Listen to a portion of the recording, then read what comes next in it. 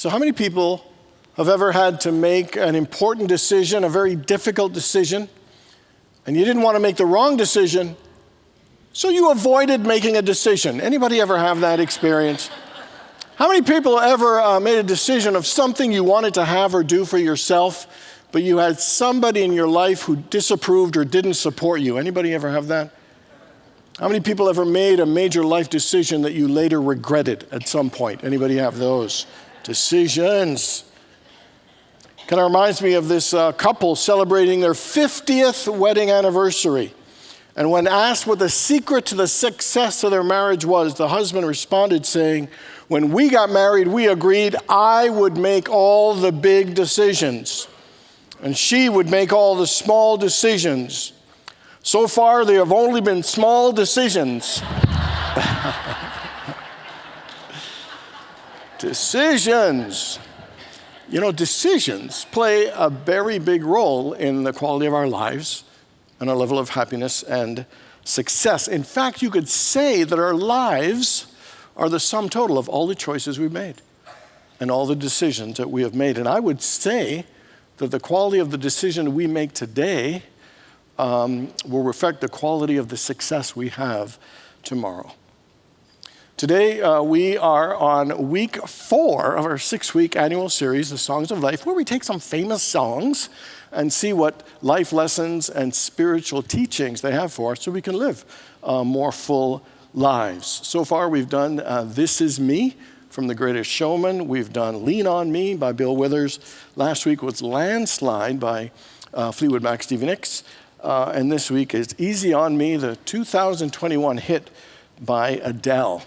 And she wrote this song going through a lot of personal turmoil, ending a marriage of more than 11 years. And she actually wrote the song for her son, Angelo, I believe he was 7 at the time, and trying to explain to him why she made the tough decision to divorce his father and split up the family. Why she wanted him to understand why she made a choice for her own happiness, even though it kind of turned his world upside down a little bit and had some struggle and challenge. She wanted him to understand so he would go easy on her and not blame her and not hate her and not hold it against it and affect their relationship for the rest of their lives. I love this song because it's a very heartfelt, vulnerable song where she does some introspection about her feelings and her concerns about her decision for the divorce and the impact that it would have. I also liked that she was a bit tender with herself, and there was some optimism and hope of a future and a better life.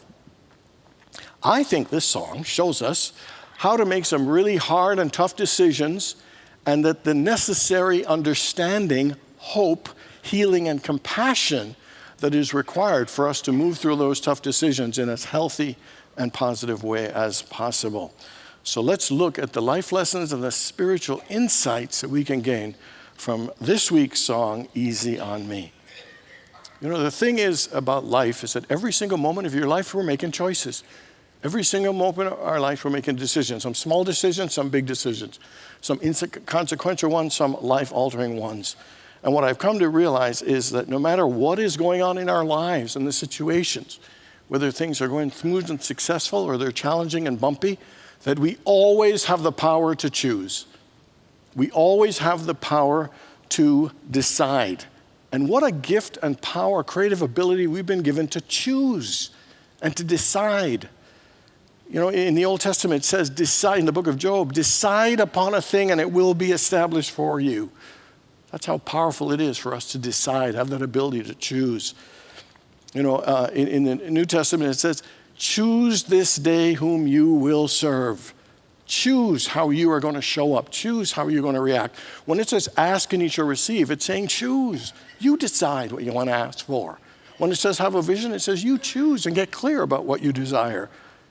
There's another line in Scripture that says let your yes be yes and your no be no. And that means choose, decide. And as powerful as it is that we have this power, sometimes we forget and think we have no choice. Ever been in a situation where you thought, I have no choice. I'm trapped, I'm stuck. I have no choice. Kind of reminds me of the rich guy that got held at gunpoint And the robber says, your money or your life. Rich guy says nothing. And the robber says, hey, I said your money or your life. And the rich guy says, yeah, I'm thinking. Even in the worst situations, guess what? You always have a choice. We always get to choose. We always get to decide. So in the song it begins, there ain't no gold in this river that I've been washing my hands in forever. I know there is hope in these waters, but I can't bring myself to swim. When I'm drowning in this silence, oh baby, let me in. What it's saying, there's nothing good left. There's no gold in this. She's had her hands in it forever, working and trying at it. And that even though there's hope for a better life, it ain't in this river. If she can't swim there anymore, that she is drowning in the silence. But here's the thing, my favorite thing. She recognizes even in a situation that's unhappy, that she can change for the better. She can make a new decision. She can make a new choice. She can attract and create something greater and better than what she has. So is there some area in your life that isn't as happy or isn't as fulfilling that it's time for you to make a new choice? Time for you to make a new decision. And it may not necessarily mean changing a job or changing a relationship. Maybe it's even changing your attitude and your perspective. But we have the power of the choice. See, we're creators. And if we don't like what we've created so far, guess what? We can make a new choice and a new decision to create something better. I always have the power to choose. Together, I always have the power to choose. I always have the power to decide. Together, I always have the power to decide. I can always choose something greater, better, and happier. I can always choose something greater, better, and happier. And how do we make the best choice? How do we make the right choice? And I think it's making the choice and making the decision to seek God's guidance, to seek God first, to choose God's guidance in all situations, to ask God, to seek God, to listen to God, to trust God. Here are the scriptures that back that up. If you lack in anything, in wisdom, ask God who gives generously. Seek ye first his kingdom and righteousness, and all these things will be added to you. Listen to the still small voice of God and wait upon the Lord. And finally, trust in the Lord with all your heart. The best way to make the best decisions is to choose and to make the decision to ask God, to seek God, to listen to God, and to trust God. And it doesn't matter what area of your life it might be. It could be relationship, it could be career, it could be finances, it could be health, it could be your goals and dreams. You always have the power to choose something greater, something better, and something happier.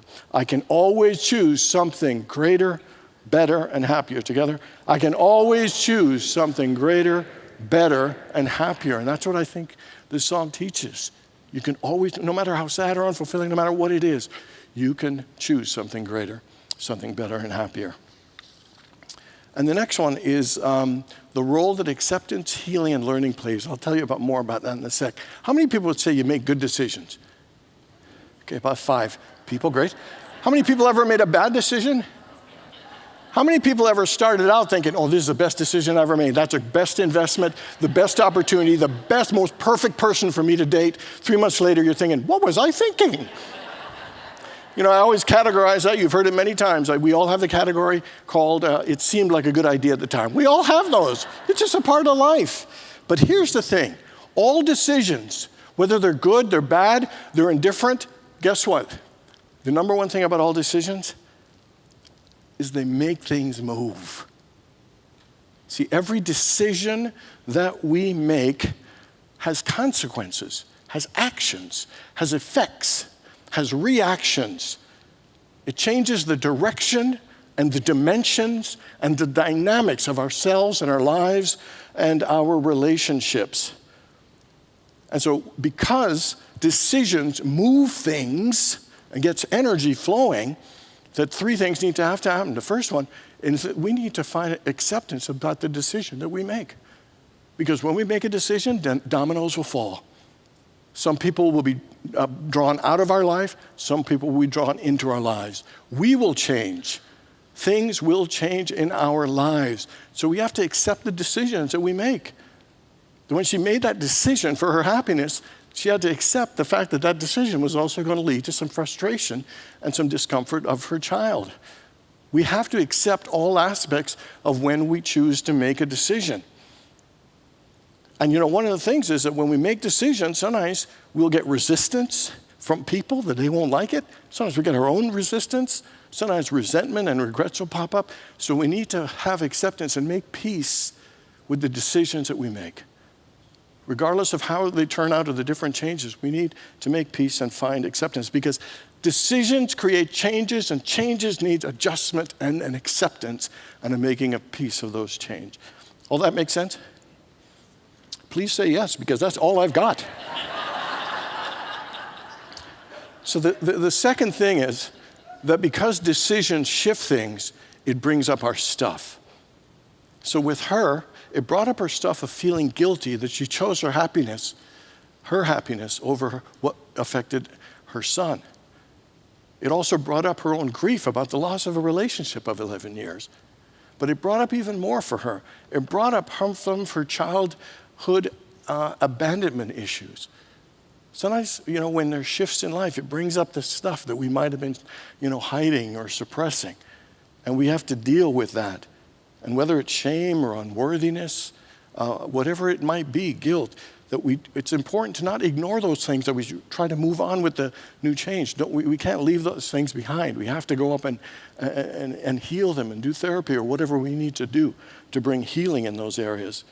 The third thing is, I think it's important when we make a decision, is we need to learn.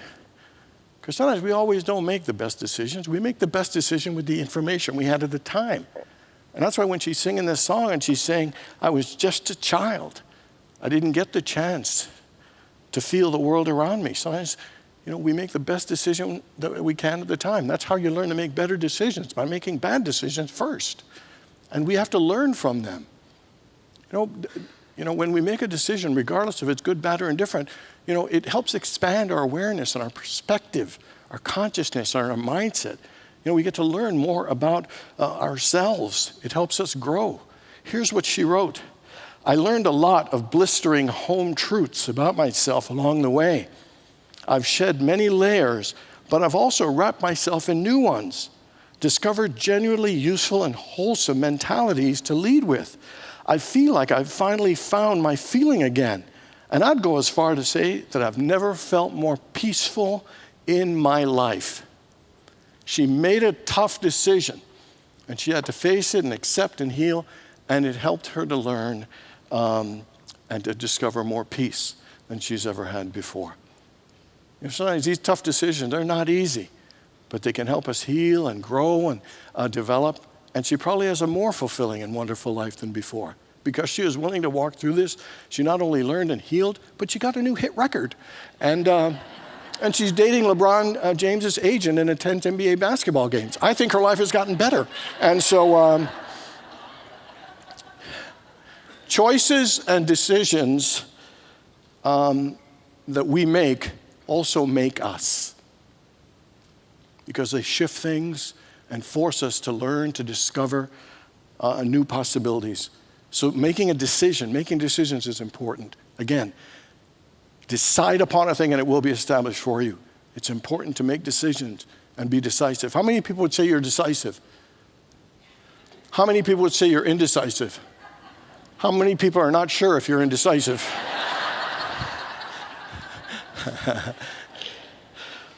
So I want you to think of a major decision that you've made in your life. And what were the things that you had to accept? What were the things that you had to heal? And what were the things that you had to learn?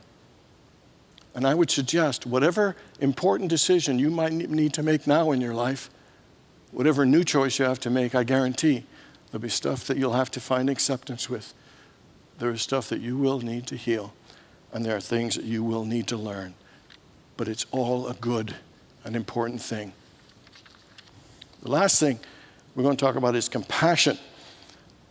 Go easy on me is about wanting some compassion, understanding, and grace from her son, to not feel upset or unhappy or blaming her. When I first heard this song, when I heard "Go Easy on Me," my first thought was, go easy on yourself. Because we can be brutal and tough on ourselves if we don't measure up or make the right move or whatever it is, or do as well as we think. Be kinder to yourself. Be gentler with yourself. Be more loving and supportive and encouraging of yourself. Sometimes we can treat ourselves so harshly, brutally. Sometimes we can treat ourselves with contempt. That when we don't do well, sometimes we'd rather practice self-loathing and being self-critical than self-love and self-appreciation. And it's a sad thing about the way we treat ourselves sometimes. We live in a culture that is so driven to be number one, being the best, that we absolutely believe that it's weak and soft to have compassion for ourselves. That what's better is being self-critical and being demanding of perfection on ourselves and keep pushing ourselves, even insulting ourselves, whatever we need to get the best out of ourselves. That might get good results, but that don't create healthy, happy people. That I believe studies are actually showing now that self-compassion actually creates less anxiety, less depression. It creates greater courage, confidence, and resilience. How we treat ourselves while we do what we do absolutely makes a difference. That if we treat ourselves with love and affection versus disdain and indifference, it absolutely matters in the quality of our level of peace and happiness. We may get better results or as good a results that other way, but I guarantee you we'll get healthier, happier, more whole, more honest, and authentic people if we have more compassion and love for ourselves.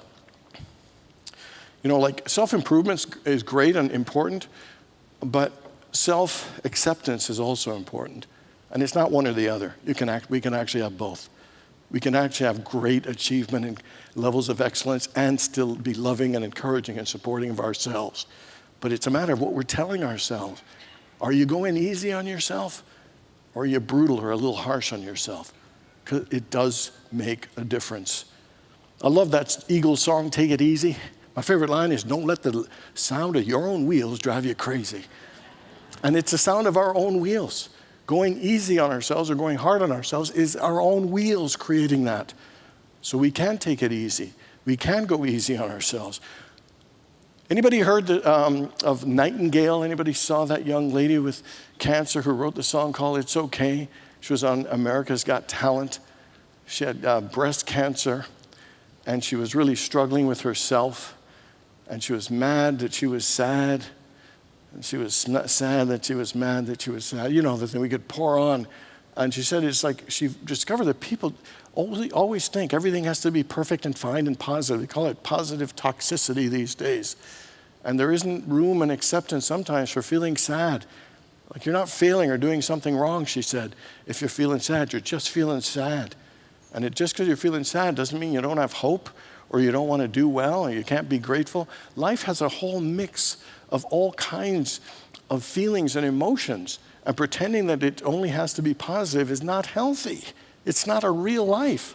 And so her mission became, to be reassuring and loving with ourselves, being supportive and less judgmental and accepting and embracing ourselves and all the things that we experience. So she wrote a song called "It's Okay." And the lines are, "It's okay, it's okay, it's okay. If you're lost, we're all a little lost. And that's all right." It's a song of reassurance to ourselves, of encouraging ourselves, reminding you that you're still great even when you're not at your best. It's just a part of life. And I just really love and appreciate that. She did a TED Talk. She did a TED Talk in bed. And if you haven't heard the song, Google it. It's called "It's Okay" by Nightbird. And Google her because it is so inspirational. And her message is so powerful.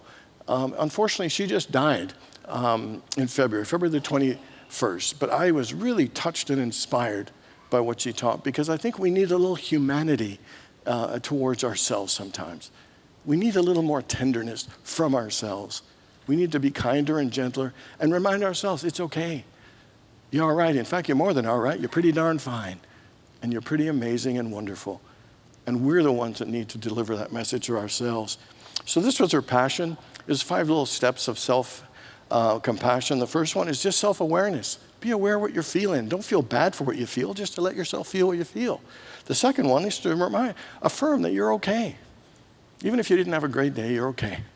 Even if you sucked at something, you can say that in church. It's a spiritual word.